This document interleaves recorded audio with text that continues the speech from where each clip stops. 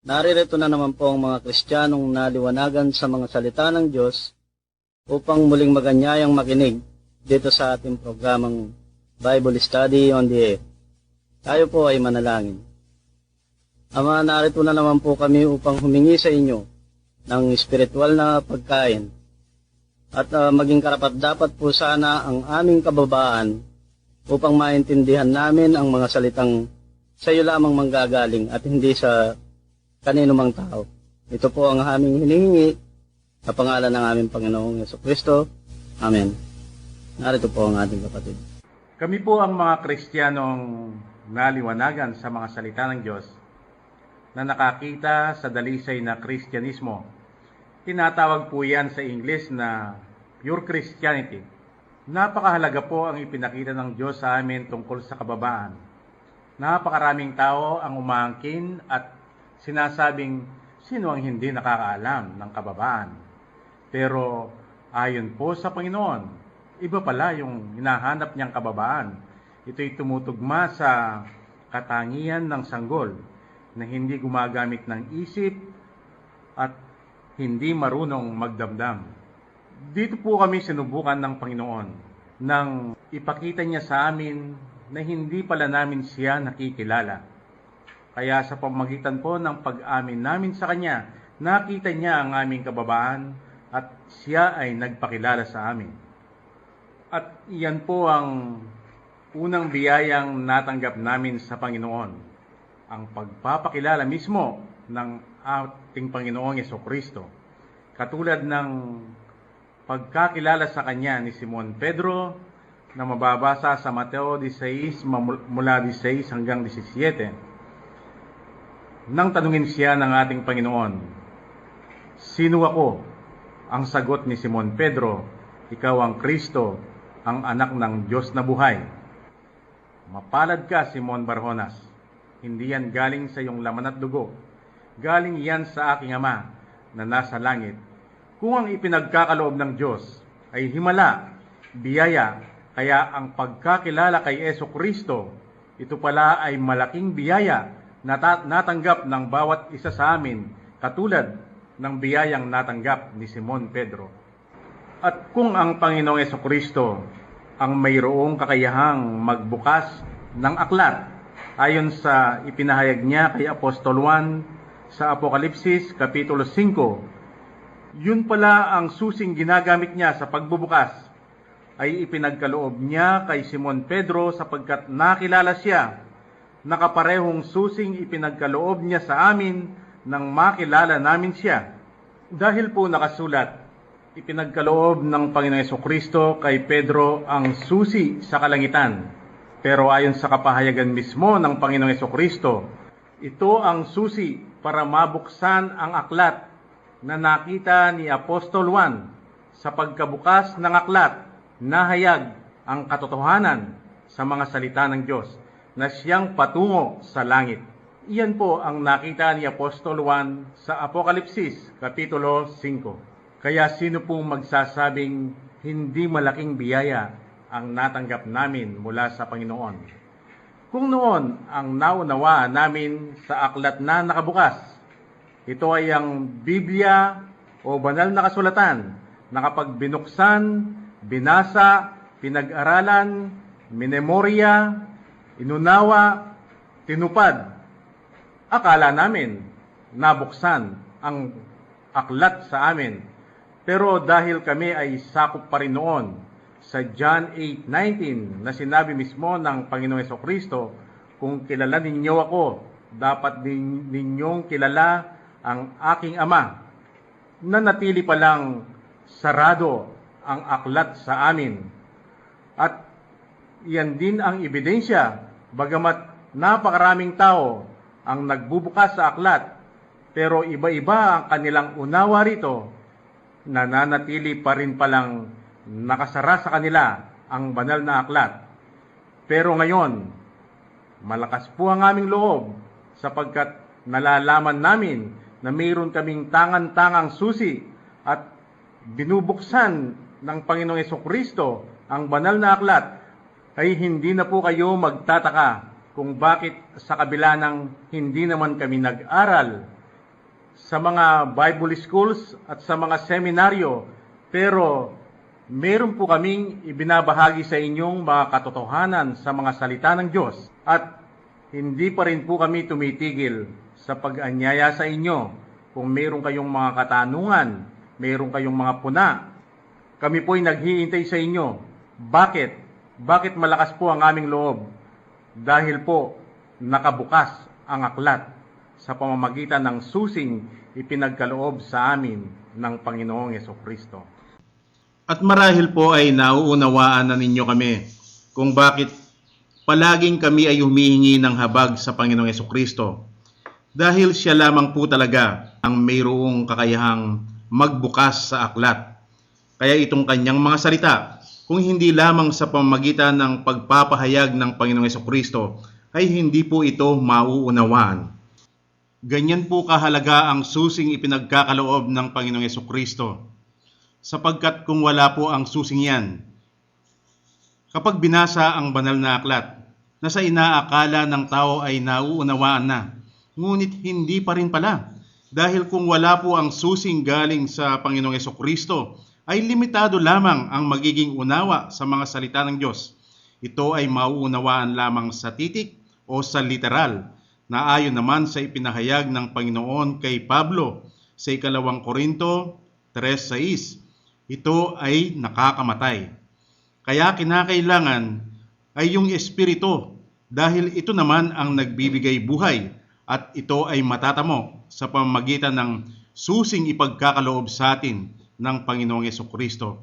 Kaya dito po sa ating programa, wala tayong sariling opinyon dahil tayo po ay naghihintay lamang sa Panginoong Jesucristo sapagkat siya lamang ang mayroong susi at siya lamang ang mayroong kakayahang magpahayag sa kanyang mga salita. At ngayon tayo ay nakatanggap na naman ng isang kahilingang itinext po sa atin. Good AM, sir. Please expound in your Bible study on the air. Matthew 6:33. Thank you very much and God bless. Ito pong talatang hiniling sa atin. Dito po makikita na nangangaral ang Panginoong Jesucristo. At sa nakita niyang ang mga tao ay nababalisa sa kanilang magiging pagkain at kung ano ang kanilang iinumin at kung ano ang kanilang daramitin. Sa nakitang ito ng Panginoon, siya ay nagsalita na hindi sila dapat mabalisa sa mga ito. Bagkus ang kanilang gawin ay dapat nilang hanapin ang kaharian at ang katuwiran ng Diyos. At ang lahat ng mga bagay na ito ay ibibigay na karagdagan. Para maunawaan po natin kung paano pa lamang ipinasulat ito ng Diyos, atin pong basahin ang Mateo 6:33. Narito po ang Mateo 6:33. Tatapat hanapin muna ninyo ang kanyang kaharian at ang kanyang katwiran at ang lahat ng mga bagay na ito ay pawang idaragdag sa inyo. Napakaganda po nitong sinalita ng Panginoong Jesucristo. Kasama po dito ang isang napakatamis na pangako. Sa sino mang sumunod dito sa kanyang ipinag-uutos ay mabibigyan pala ng kanyang ikinababalisa.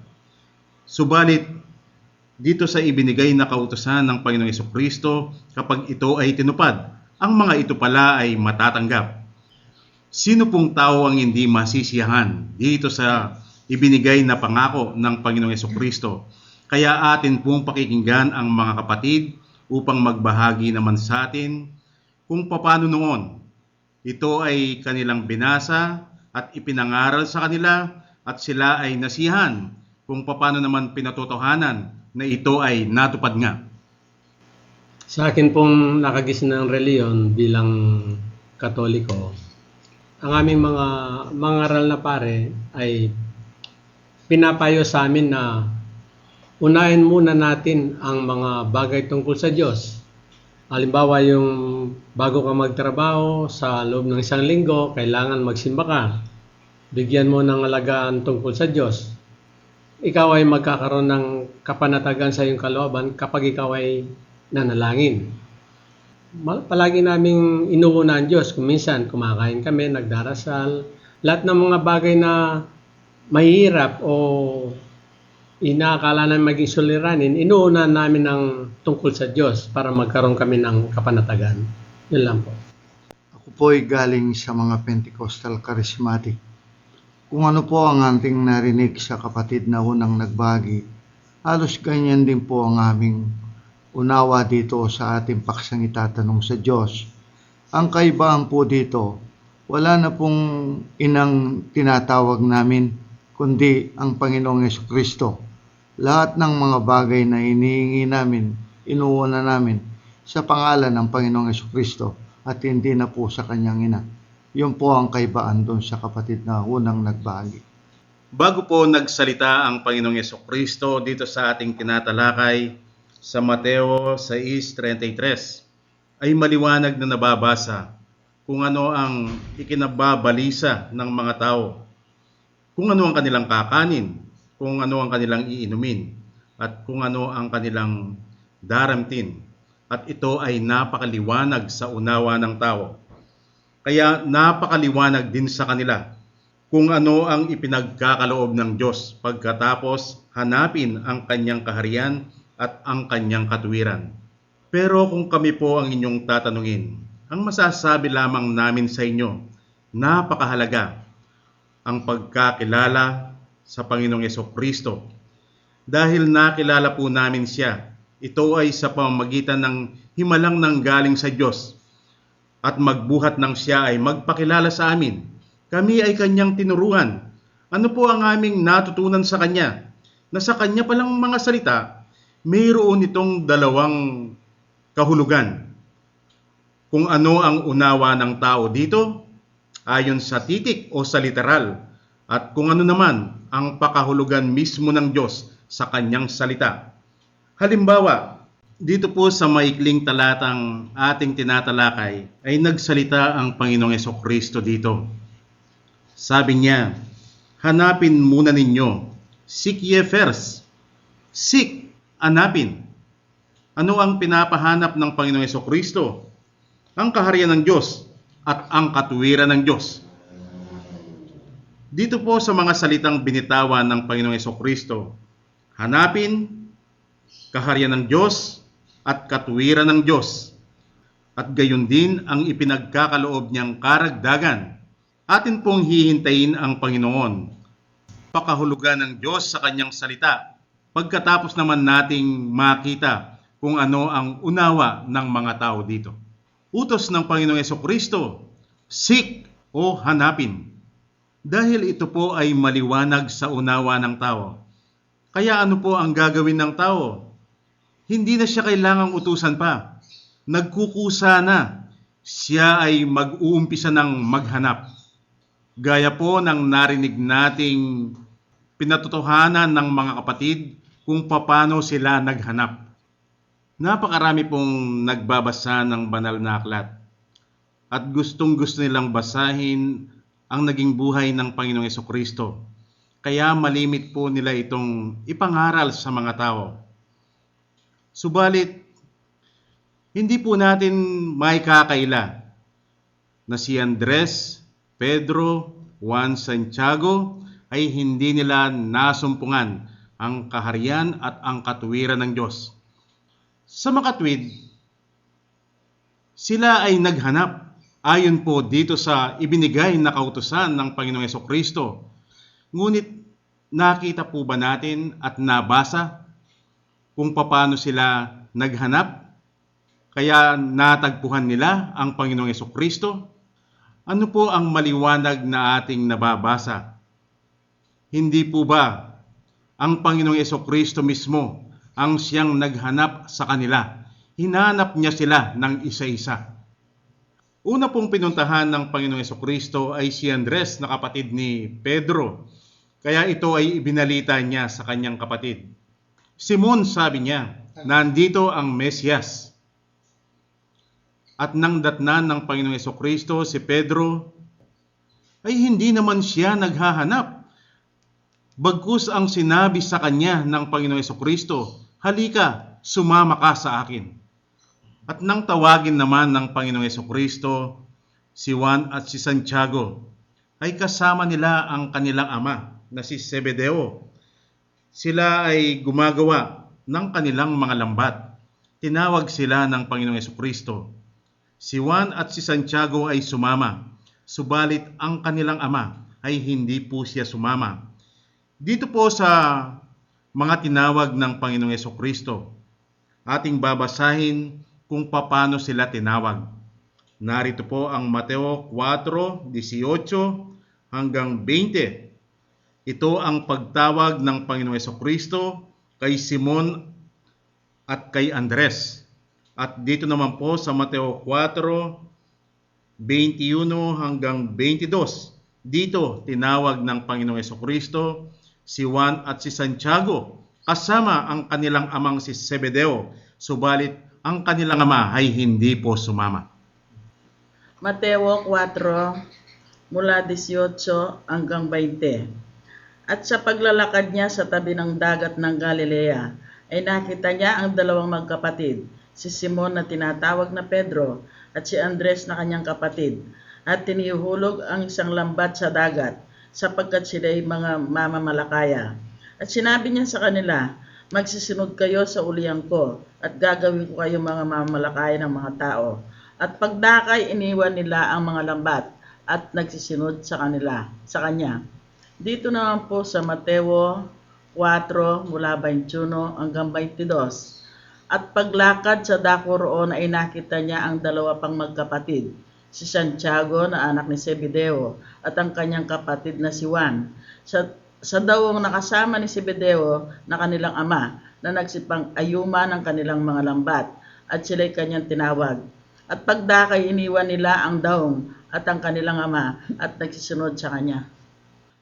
Ayon po sa ating narinig, itong si Pedro at ang kapatid niyang si Andres, gayon din si Juan at ang kapatid niyang si Santiago, na alam po nating lahat na nakita nila ang kaharian at ang katuwiran ng Diyos. Subalit dito po sa ating binasa ay hindi naman sila naghahanap. Ayon po ito sa nauunawaan ng tao. Subalit sa mata pala ni Jesucristo, sila ay naghahanap. Kaya kanilang nasumpungan ang kanilang hinahanap. At hindi lamang po sila. Ito pong si Saulo ng Tarsus na naging Pablo, na pinili rin ng Panginoong Jesucristo dahil nagpakilala mismo ang Panginoong Jesucristo sa kanya. Paano po ito nangyari? Naghanap po ba si Pablo o ang ating mababasa? Siya ay pupunta sa Damasco para humingi ng permiso sa mga nakatatanda roon para lalo niyang usigin itong mga tagasunod ni Jesucristo. Subalit alam na po natin ang nangyari nang siya ay madapa dahil nakakita siya ng liwanag, at doon ay nagsalita sa kanya ang Panginoong Jesucristo. At mula po doon ay nasumpungan ni Pablo ang kaharian at ang katuwiran ng Diyos. Maliwanag sa mata ng mga tao o sa unawa ng mga tao ayon sa paghahanap. Hindi po naghahanap si Pablo. Subalit sa mata ni Jesucristo, siya ay naghahanap. At para patunayan ni Pablo na wala mang palang naghahanap sa Diyos, narito ang kanyang isinulat na ipinahayag sa kanya ni Jesucristo. Ang Roma 3:11. Ito po ay isinulat ni Pablo pagkatapos na mahayag na sa kanya kung paano ang paghahanap sa Diyos. Sa kabila ng maliwanag sa unawa ng tao na sila ay naghahanap, pero sa mata ng Diyos, wala man pala ni isa na naghahanap sa Panginoon. Paano po nakasumpong? Paano po nasumpungan ng mga pinili ng Diyos ang kaharian at ang katuwiran ng Diyos? Ito po ay sa pamamagitan ng kanilang pagpapakababa lamang. Nang makita ito ng Diyos, ang Diyos mismo ang naghanap sa kanila. Atin pong basahin itong ipinahayag ni Pablo. Roma 3:11. Walang nakakatalastas, walang humahanap sa Diyos. Kung sa narinig po nating ipinahayag ng Diyos na yung kanyang ipinag-uutos na maghanap at hindi naging katanggap-tanggap sa kanya, ang ginawa ng mga tao na ito ay kanilang tinupad. Ano po ang pakay ng Diyos? Bakit maliwanag pa siyang nagbigay ng kautusan? Para po pala subukan niya ang mga tao. Kung ito ay kanilang uunawain at kanila itong susundin, o sila ay lubusang magdedepende sa Diyos para sila ay magpakababa dahil makikita nilang hindi man pala nila kayang tuparin ang kanyang ipinag-uutos. Subalit sa mga taong ito ay kanilang inunawa, kaya ito ay kanilang tinupad. Hindi po nila nakita o hindi nahayag sa kanila ang ibinigay na babala ng Panginoon sa Kawikaan 3:5. Quote, dapat lamang manalig sa Diyos at huwag manalig sa sariling kaunawaan. Unquote. At tungkol pa po sa ibang naghanap sa Panginoon, mayroon po tayong ibibigay na isang halimbawa na lamang. Ito po ay makikita sa Lumang Tipan, sa katauhan po ni Abraham. Sigurado pong tinupad ni Abraham itong kautusan ni Jesucristo. Pero tignan po natin kung paano niya hinanap. Ito pong si Abraham na noon ang pangalan ay Abram. Siya ay masayang nakikipamuhay sa kanyang mga kakilala, kaibigan, kamag-anak at pamilya. Minsan, bigla na lamang nagsalita ang Diyos sa kanya. Pinapaalis niya siya sa kanyang lugar. Dahil ang Diyos ay nagsasalita po ng talinhaga, mayroon siyang mensahe tungkol dito. Subalit, ang tinitignan po natin dito, kung papanong si Abraham ay hindi man naghahanap ayon sa unawa ng tao, pero sa mata ng Diyos, siya pala ay naghahanap, kaya nasumpungan niya ang kaharian at ang katwiran ng Diyos. Atin pong basahin ang Genesis 12:1 at gayon din ang Hebreo 11:8. Genesis 12:1. Sinabi nga ng Panginoon kay Abraham, umalis ka sa iyong lupain at sa iyong mga kamag-anak at sa bahay ng iyong ama na ikaw ay pasalupaing ituturo ko sa iyo. Dito naman po sa Hebreo 11:8. At sa pananampalataya ni Abraham, nang tawagin ay tumalima upang pumaroon sa isang dakong kanyang tatanggaping mana at siya'y yumaon na dinala lamang kung saan siya paroroon. Ayon po sa narinig nating mga ipinahayag ng Diyos, ito po ang malaking kaibahan. Uulitin po natin, sapagkat ang Diyos ay nagsasalita ng talinhaga. Hindi po ibig sabihin na itong si Abraham ay umalis sa kanyang lugar at nagpunta sa ibang lugar ayon sa maliwanag na nauunawaan ng mga tao. Dahil sa ipinahayag po ng Diyos, itong si Abraham ay hindi naman talaga umalis, kundi siya ay nag-iba lamang ng estado. Ito ang estado na po pwedeng makikipag-ugnayan ang Diyos sa kanya. Dahil ganyan din po ang ipinahayag ng Diyos sa amin, kung paano niya inutusan si Abraham, ganyan din kami inutusan ng Panginoon. Pero hindi naman po kami umalis. Kung nasaan kami, kung saan kami naninirahan, ay doon pa rin po kami. Kaya kung sino ang dati naming kasama sa buhay, ay sila pa rin. Hindi po nagbago. At kung ano ang trabaho namin, ay siya pa rin po. Hindi po yan nag-iba. Ang malaki pong pagkakaiba ngayon.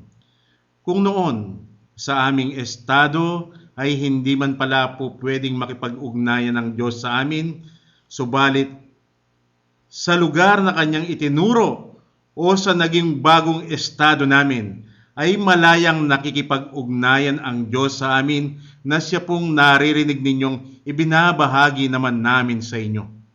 At iyon din po pala ang katumbas ng pagsunod ni Pedro, Andres, Santiago at ni Juan sa Panginoong Jesucristo. Na sa narinig nating ipinahayag ng Diyos, ay hindi naman pala talaga sila umalis ayon sa nauunawaan ng tao. Kaya kung noong sila ay puntahan ng Panginoong Jesucristo, sila ay mga mangingisda, ay nanatili pa rin silang mangingisda. At itong si Zebedeo na ama ni Juan at ni Santiago na sa literal na kahulugan ay parang iniwan siya ng kanyang mga anak, pero hindi man pala. Ang ibig sabihin na hindi siya sumama ay hindi siya naniwala sa Panginoong Hesukristo.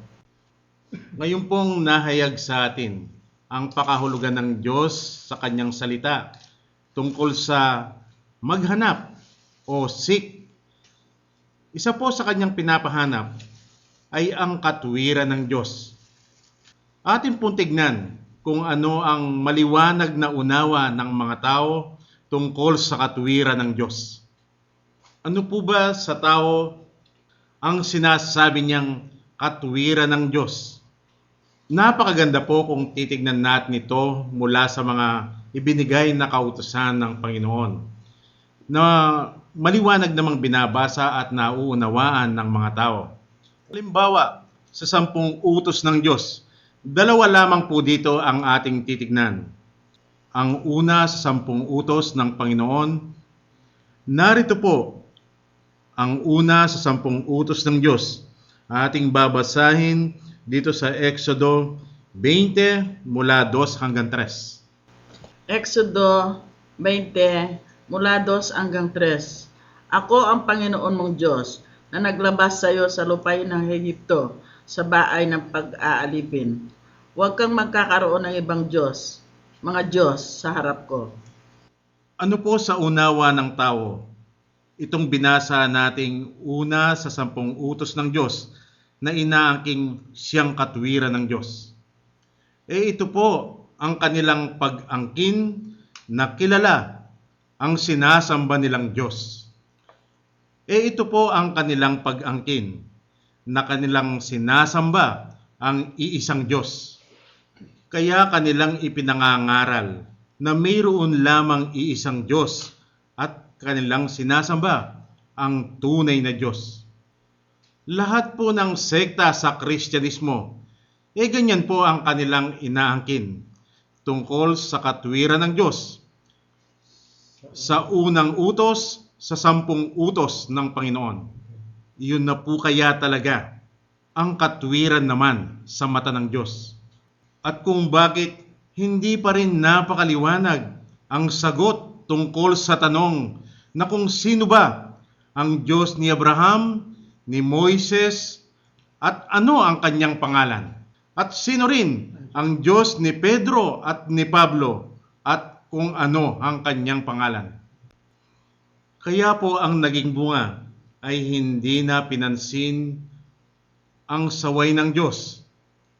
Sa 1:8-54 hanggang 55, na ang katumbas na saway ng Panginoon sa panahon po natin ay ang sinabi naman ng Panginoong Hesukristo, at dahil po dito ay hindi na binigyan ng halaga, kaya hindi na pinansin itong idinidiin ng Diyos sa lumang tipan na mababasa sa Jeremias 4:22.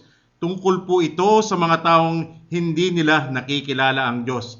Narito ang sinasabi ng Panginoon sa kanila. Jeremias 4:22. Sapagkat ang bayang ko ay hangal, hindi nila ako nakikilala, sila'y mga mangmang na anak, at sila'y walang unawa, sila'y pantas sa paggawa ng masama, ngunit sa paggawa ng mabuti ay wala silang kaalaman. At sa panahon po ng Panginoong Hesukristo, itong salita ng Diyos sa lumang tipan ang ibinaton niya sa kanila. Atin pong basahin ang 1:8-54 hanggang 55. 1:8-54 hanggang 55. Sumagot si Jesus, kung nilwalhati ko ang aking sarili, ang kalwalatian ko ay walang anuman. Ang aking amay siyang lumalhati sa akin, na tungkol sa kanya ay sinasabi ninyo na siya'y inyong Diyos. At hindi ninyo siya napagkilala. Ngunit nakilala ko siya, at kung aking sasabihin hindi ko siya nakilala, ay ako'y matutulad sa inyo na sinungaling. Datapot nakilala ko siya, at tinutupad ko ang kanyang salita.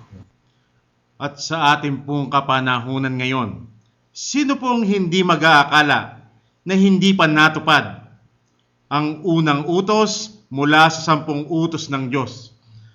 Subalit, bakit hindi po natin pakinggan mismo ang Panginoong Hesukristo na siya naman mismo ang magsalita sa atin? Dahil sa inaakala ng mga tao na natupad na ang unang utos sa 10 utos ng Diyos, kaya hindi na po nila ito pinapansin at hindi na ito binibigyan ng halaga.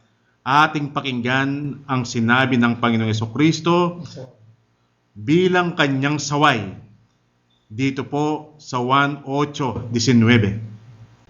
Juan 8:19.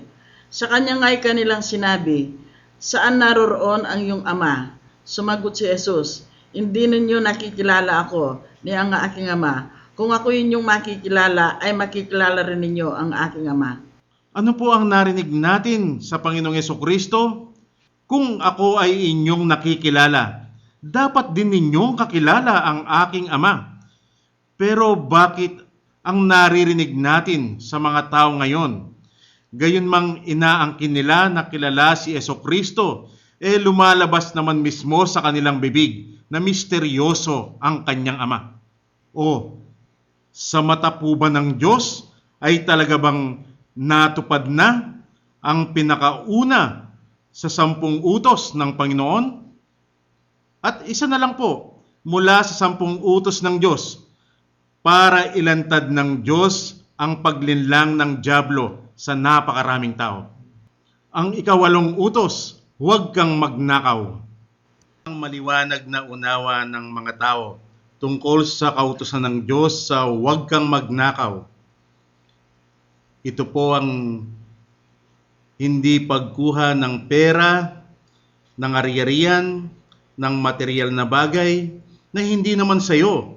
At gayon din, ang karangalan, hindi dapat ito kinukuha dahil ito ang katumbas ng pagnanakaw. Kaya sa panahon po ng Panginoong Hesukristo, nang sila ay mayroong mahuling nagnanakaw, ito ay kanilang pinarusahan, sila ay ipinako sa krus katabi ng Panginoong Hesukristo dahil nilabag nila ang kautusan ng Diyos, huwag kang magnakaw.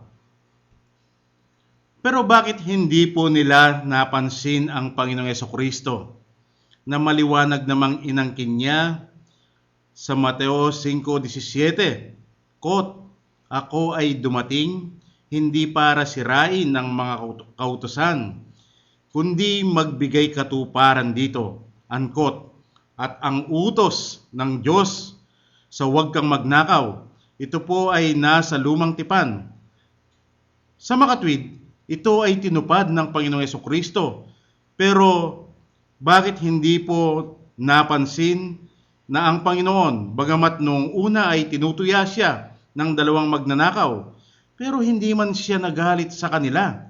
Nasaan yung sinabi niyang tutuparin niya ang mga kautusan? Subalit pansinin po ninyo ito dahil wala po tayong narinig na ipinangaral tungkol dito. Kung bakit ang Panginoong Hesukristo, ang kanyang matinding galit ay ibinuhos niya sa mga religious leaders noon, silang mga tagapagturo at tagapagpatupad ng kautusan ng Diyos. Dahil po pala ang sinusunod ng mga tao tungkol sa utos ng Diyos ay ang katuwiran lamang ng tao. Na kung bakit hindi nila nakita ang kautusan ng Diyos sa huwag kang magnakaw sa katuwiran ng Diyos.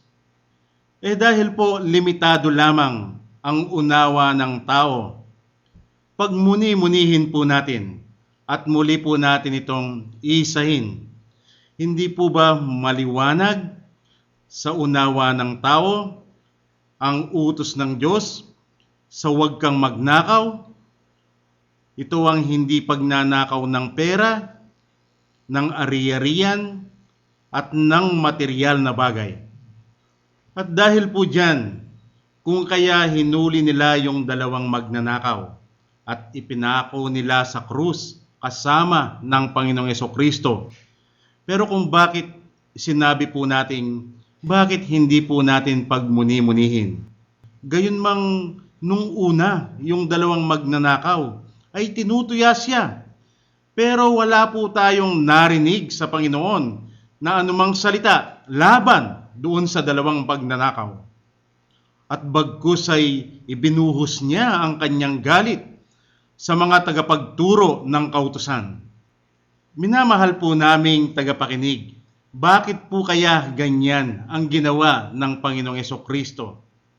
Dahil po pala, ang katwiran ng Diyos ay hindi kayang arukin ng isip ng tao. Ang katwiran ng Diyos tungkol sa kanyang kautusang huwag kang magnakaw, ito ay ibinatay niya sa katotohanan. Na kung bakit binabasa naman ng mga mangangaral, pero dahil hindi nila ito binigyan ng halaga, kaya hindi nila tinanggap at hindi ipinangaral sa mga tao. Narito po ang katwiran ng Diyos tungkol sa kanyang kautosang huwag kang magnakaw. 1 Jes 1. Katotohanan, katotohanan sinasabi ko sa inyo, ang pumapasok sa hindi pintuan ng kulungan ng mga tupa, kundi umaakit sa ibang daan, ang gayon ay tulisan at magnanakaw. Pero kung ito man ay tinanggap nila, ano naman ang narinig natin sa mga mangangaral nang ito ay kanilang ipangaral? Halimbawa, ako po noon bilang isang Katoliko, ang narinig ko sa aking mangangaral tungkol po dito, ang sinabi niyang pintuan ng mga tupa, ang aming sekta na Katolika, at ang sinumang hindi pinapaniwalaan ang aming doktrina. Kagaya ng 7 sakramento, sila ang dumadaan sa ibang pintuan, kaya sila ang tinuturing na tulisan at magnanakaw. At yun naman pong ibang sekta ay ganyan din. Ang sinumang hindi tinatanggap ang kanilang paniniwala, sila yung dumadaan sa ibang pintuan, kaya itinuturing silang tulisan at magnanakaw. At ang bawat isa sa kanila ay ganyan po ang ating maririnig tungkol dito sa 1 Jes 1. Hindi po ba maliwanag na yun ay galing lamang sa katwiran ng tao? Kaya iba-iba po ang pagkakilala nila kay Hesukristo at iba-iba ang kanilang pamamaraan sa kaligtasan. Kaya ang lumabas ay iba-iba po pala ang katwiran ng tao. Bakit hindi naman po natin pakinggan ang Panginoong Hesukristo na siyang katwiran ng Diyos? Muli ko pong babasahin itong 1 Jes 1. Quote, Katotohanan, katotohanang sinasabi ko sa inyo, ang pumapasok sa hindi pintuan ng kulungan ng mga tupa, kundi umaakyat sa ibang daan, ang gayon ay tulisan at magnanakaw. Unquote. Ito po ay sinabi ng Panginoong Hesukristo. Pero kaugnay po dito, mayroon pa siyang sinabi na ating mababasa sa 1 Jes 9. Quote, ako ang pintuan. Unquote. Ito ay ipinagpatuloy pa niya. Muli siyang nagsalita tungkol sa kanyang sarili sa 1:14-6. Quote, ako ang daan at katotohanan. Unquote. Muli na naman po tayong magmuni-muni. Bakit po sinabi ng Panginoong Hesukristo na ako ang daan? Ano po ang narinig nating ipinangaral ng mga mangangaral tungkol dito? Bagamat ang kanilang sinasabi, dapat lamang nating sundan ang Panginoong Hesukristo. Pero ano po ang narinig natin sa mga sekta? Hindi po ba ang katuruan at paniniwala ng bawat sekta? Bakit hindi nakita ang pahayag ng Diyos tungkol sa sinabi niyang ako ang daan? Na maliwanag namang ito ay nababasa sa Roma 8:29. Basahin po natin itong isinulat ni Pablo na personal na nagpakilala sa kanya, si Jesucristo. Roma 8:29. Sapagkat yung mga nang una pa'y kanyang nakilala, ay tinalaga naman niya na maging katulad ng larawan ng kanyang anak, upang siya ang maging panganay sa maraming magkakapatid. Ayon po sa ating narinig, hindi po ba napakaliwanag dito na ang Panginoong Jesucristo bilang panganay sa magkakapatid, siya pala ang modelo ng mga pinili? Mayroon na po ba tayong narinig sa sinumang sekta na ipinangangaral ay siyang dapat maging modelo? Bakit po wala? Dahil hindi po nahayag sa kanila itong kasunod na ipinahayag ng Panginoong Jesucristo sa Juan 14:6, ako ang katotohanan. Bakit po inangkin ni Jesucristo na siya ang katotohanan? Ang tungkol po dito ay narinig na pala sa lumang tipan. Lumabas sa bibig ni Haring David ang tungkol sa katotohanan. Atin pong basahin ang mga awit 31:5.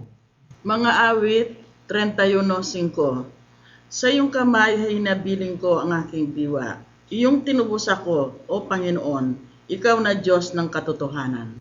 Sino po ba ang tinutukoy ni David nang sabihin niyang, iyong tinubos ako?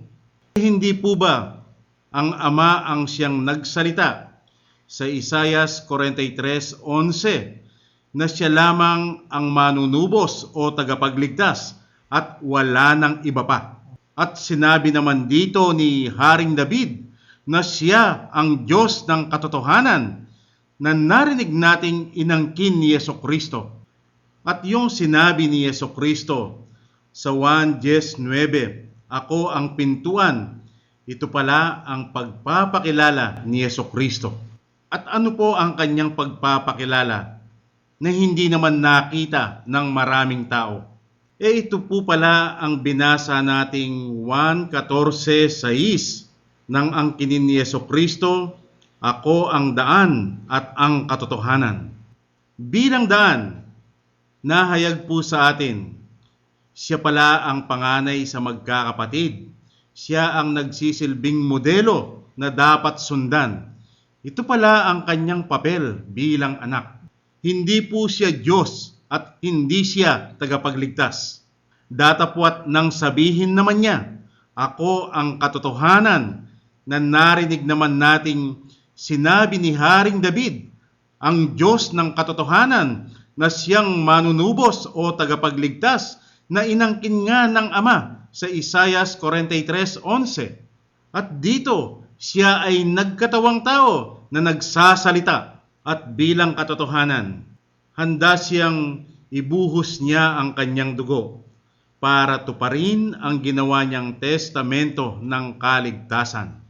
Ito po ang pinaka-primary role ng Panginoong Jesucristo, ang papel ng Ama. Nakita po ba ng mga tao ang dalawang papel na yan ng Panginoong Jesucristo? Kaya po hindi nahayag sa kanila ang katwiran ng Diyos tungkol sa kanyang kautusan. At dahil po ang tinatalakay natin ay ang kautosang huwag kang magnakaw, lumabas po ngayon na ito palang mga tagapagturo ng kautusan. Sa mata ni Jesucristo, sila ang tulisan at magnanakaw dahil kanila pong ninanakaw ang mga bagay na nakapatungkol lamang kay Jesucristo. At kung ano po ang kanilang ninakaw sa Kanya, basahin po ninyo ang kabuuan ng Mateo Kapitulo 23. Madedetalye po doon kung ano ang kanilang ninakaw kay Jesucristo. Hindi po ba maliwanag na lumabas ngayon na ang katwiran ng Diyos ay napakalayo sa katwiran ng tao at hindi po mahahayag kanino man ang katwiran ng Diyos kung hindi siya makikilala. Kung kaya po pala ito ang pinakamahalaga sa kanyang kautusan na kanyang inilagay doon sa unang utos mula sa 10 utos ng Diyos. Sapagkat ang hindi pagkatupad nito ay hindi mahahayag ang katwiran ng Diyos sa kanyang mga utos. at sa pagkatupad ng iniuutos ng Diyos. Narito po ang kanyang matamis na pangako sa uling bahagi ng Mateo 6:33, quote, "At ang lahat ng mga bagay na ito ay pawang idaragdag sa inyo," unquote. Ito pong matamis na pangako ng Diyos. Paano po natin nakita na ito ay natupad kina Pedro at Andres, kay Juan at Santiago, at gayon din kay Abraham. At ito rin pong si Pablo. Ano po ba sa paningin ng mga Hudyo? Sina Pedro, Andres, Juan, Santiago, sila ay mga mangingisda lamang. Hindi sila masyadong pinapansin. Parang hindi sila mahalaga sa mga Hudyo. Sino po ang tinitignan nilang mas mahalaga o mayroong halaga? Ang mga religious leaders noon. Silang tagapagturo at tagapagpatupad ng mga kautusan ng Diyos. Ano po ba sa mga Hudyo? Tingin nila kay Abraham. Hindi po ba naging tanyag sa kanila si Abraham? At nakita nilang napakalapit sa Diyos, kaya binabasa nila ang naging buhay ni Abraham. Pero sa kapahayagan ng Diyos, ano po ba ang pagkakaiba ni Abraham at nitong apat na mangingisda? Na sa kapahayagan po ng Diyos kanina, ay pare-pareho lang pala silang naghanap sa mata ng Panginoon. Kaya pare-pareho lang silang nakasumpong sa katuwiran ng Diyos. Bakit po naging tanyag sa kanila si Abraham at hindi naman nila binibigyan ng halaga itong mga apat na mangingisda na wala naman palang pinagkaiba kay Abraham?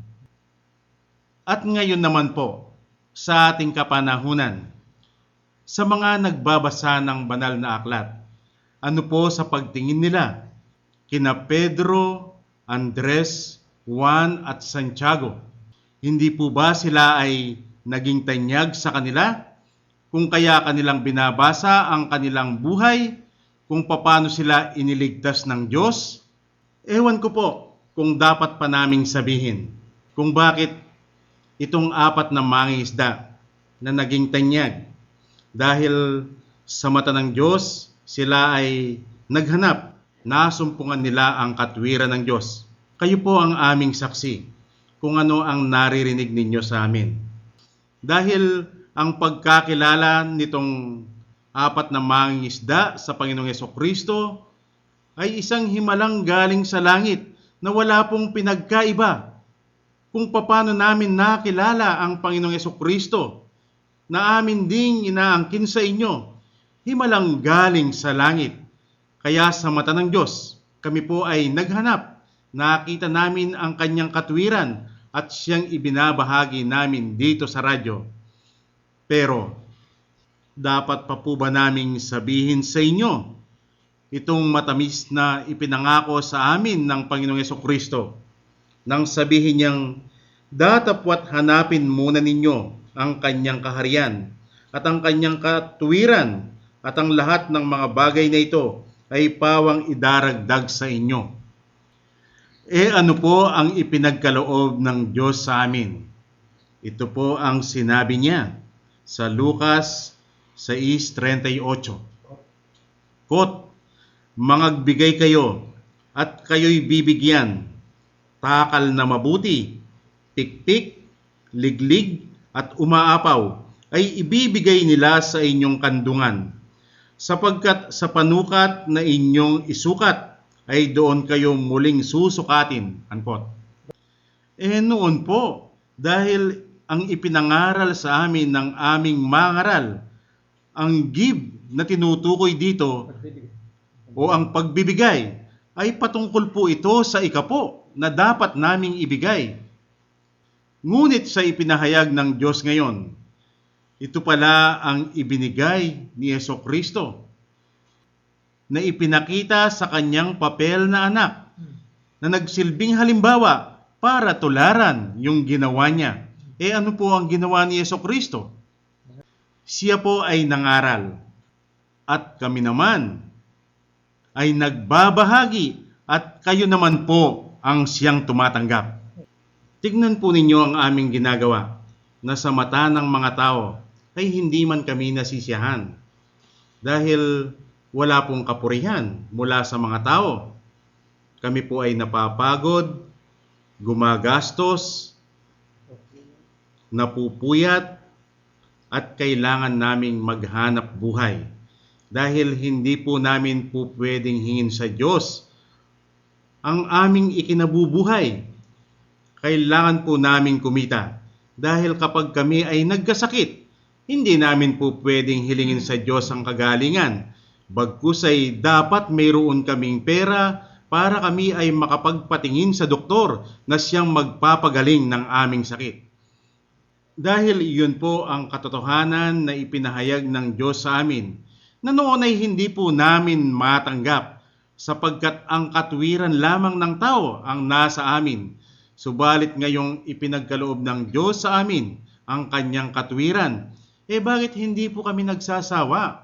Kung bakit sa kabila ng hindi naman napakaganda sa mata ng mga tao itong aming ginagawa, ay hindi nagsasawa, hindi po kami napapagod, palaging nandoon pa rin ang aming pananabik. At kasiyahan kung paano namin ipagpapatuloy itong ibinigay ng Diyos sa amin. Hindi po kami nauubusan dito sa ibinibigay ng Diyos sa amin. Dahil po katotohanan po pala itong matamis niyang ipinangako sa amin. Kaya akin pong muling babasahin itong kanyang ipinagkaloob. Lucas 6:38, quote, "Mangagbigay kayo at kayo'y bibigyan. Takal na mabuti, pikpik, liglig at umaapaw ay ibibigay nila sa inyong kandungan, sapagkat sa panukat na inyong isukat ay doon kayo muling susukatin." Pwede po bang hindi muna natin purihin ang Panginoon?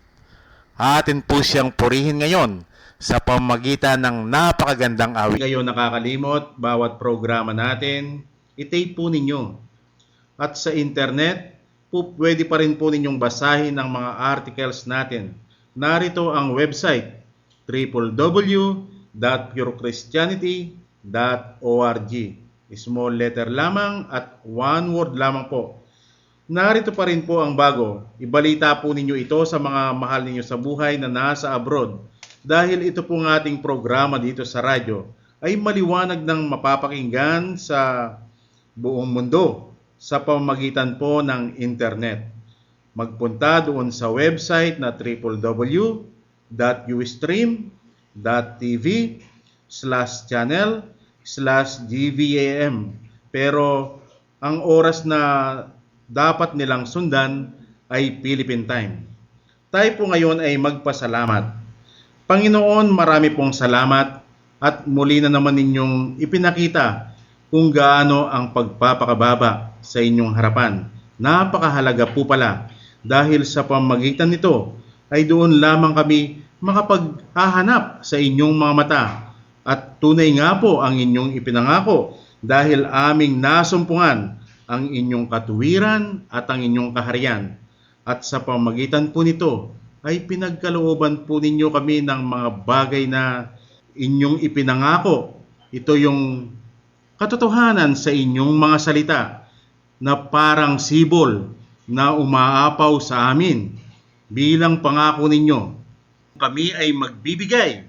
Kayo ay bibigyan naman ninyo kami at ang kaligayahan at ang kapayapaan. Ito po ang aming pasasalamat sa pangalan ng aming Panginoong Jesucristo. Amen.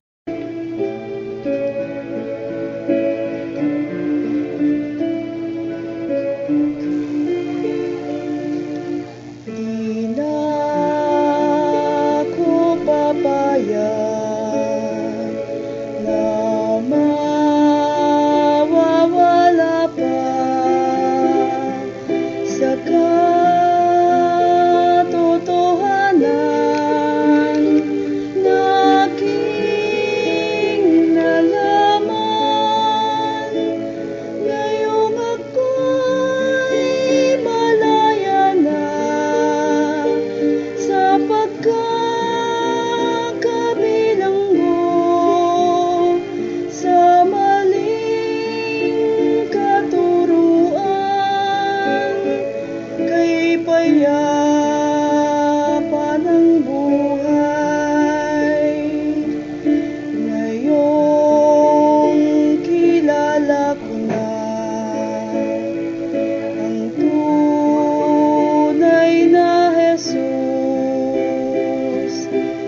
siyang namaan, banal na Espiritu. Salamat, Panginoon, at pinili mo ako, at itinurong landas tungo sa iyo. Salamat, Panginoon, at pinili mo ako, at itinurong landas tungo sa iyo.